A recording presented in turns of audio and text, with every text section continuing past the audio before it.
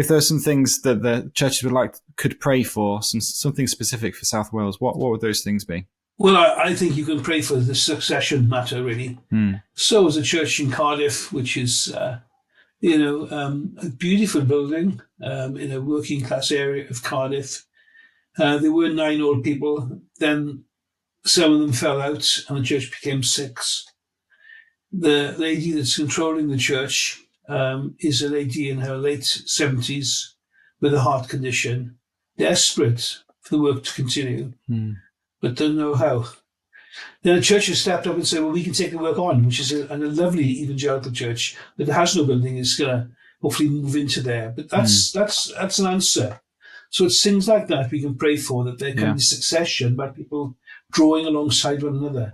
The trouble is with older people is that we just hold on to what we've got and we don't want to see change. And what happens then as a consequence is that circumstances decide for us. We become so infirm that we can no longer go. Documentation about ownership of buildings disappears. The work just crumbles and the churches just close. You turn the key, you walk away.